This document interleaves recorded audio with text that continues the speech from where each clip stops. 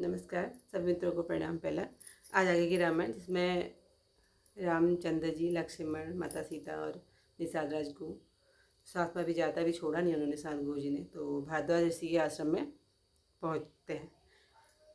मुनीश्वर ने आशीर्वाद दिया और ऐसा जानकर अपने हृदय में आनंदित होते हुए मानो आज सब सत्कर्मों का फल ब्रह्मा जी ने लाकर आंखों के सामने कर दिया हो।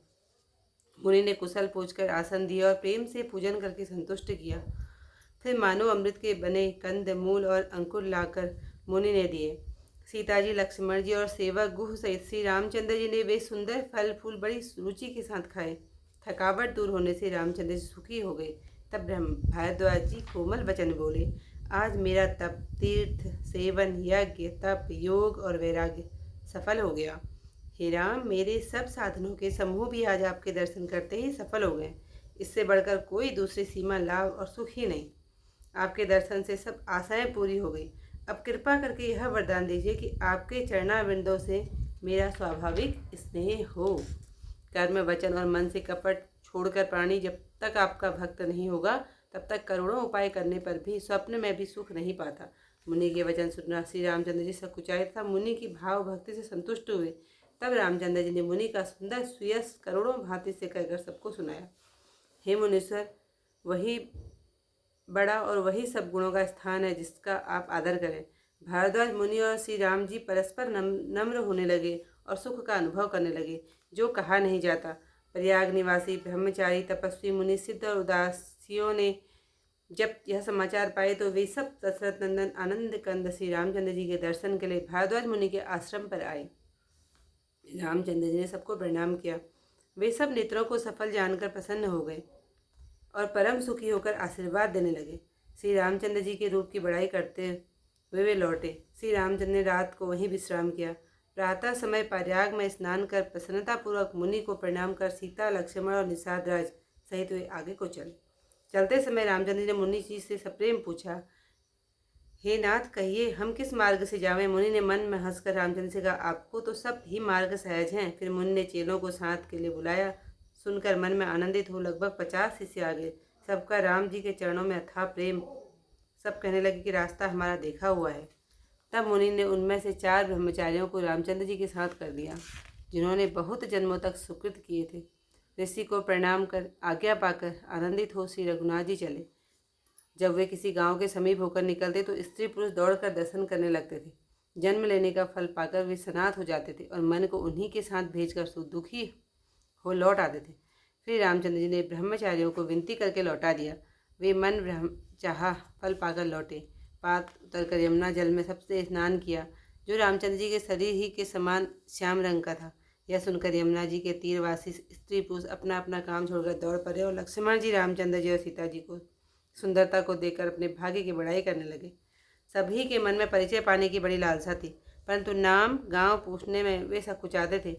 उनमें जो बड़े, बूढ़े और चतुर थे, उन्होंने युक्ति से श्री रामचंद्र जी को पहचान लिया। सब कथा उन्होंने सबको सुनाई। ये पिता की आज्ञा से वन को जा रहे हैं। यह सुनकर वे दुख से पछताने लगे कि रानी और राजा ने भला नहीं किया। उसी अवसर पर एक तपस्वी आया, जो बड़ा तेजस्वी और सुंदर, थोड़ा अवस्था वाला था। उसकी गति कभी नहीं जानते। विरागी, वेश और मन, वचन, कर्म से रघुनाथ जी का प्रेमी था। नेत्रों में जल भरे, शरीर से पुलकित हो अपने इष्ट देव को पहचान कर पृथ्वी में दंड के समान पड़ गया और उनकी दशा बखान नहीं जा सकती। यह कथा को मैं आज की कथा, हिंदी की कथा यहीं पर समाप्त करती हूँ। चौपाइयाँ। कुशल प्रश्न करी आसन दीने, पूजी प्रेम परिपूरन कीने, कंदमूल फल अंकुर नीके, दिए आनि मुनि मनहु अमीके। सिय लखन जन सहित सुहाए, अति रुचि राम मूल फल खाए, भय विगत समराम सुखारे, भरद्वाज मृदु वचन उचारे। आज सुफल रपु तपु तीरथ त्यागु, आज सुफल जब जोग विरागु, सफल सकल शुभ साधन साजु, राम तुम्हें अवलोकत आजु। लाभ अवधि सुध अवधि न दूजी, तुम्हारे तरस आस अब पूजी। अब करी कृपा देहु बरे हूँ, निज पद सर सेज सहज स्नेहु। कर्म वचन मन छाड़ी छलु, जब लगी जनु न तुम्हारा, जब लगी सुख सपने नहीं किए कोटि उपचार।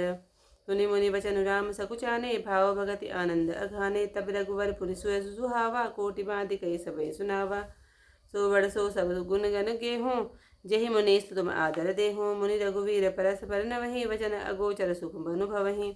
यह सुधि पाए प्रयाग निवासी, वटता बस मुनि सित उदासी। भरद्वाज आश्रम सब आए, देखन दशरथ सुवन सुहाए। राम प्रणाम कीन सब काहू, मोहित भये कलहि लोयन लाहू। देहि अशेष परम सुख पाई, फिरे सराहत सुंदरताई। राम कीन विश्राम ऋषि, प्रात प्रयाग नहाई। चले सहित सिय लखन जना, मुदित मुनि सिर नाई। राम सप्रेम कहो मुनि पाही, नाथ न कहीं हम के मन मग जाही। मुनि मन विहसि राम सन कहीं, सुगम सकल मग तुम कहूँ आही। साथ लागी मुनि शिष्य बुलाए, सुनि मद मुदित 50 लाए। सबन सबन राम पर प्रेम अपारा, सकल काई मगु देख हमारा। मुनि बटुचारि संग सब दीने, दिन बहु जन्म सुकृत सब कीन्हे।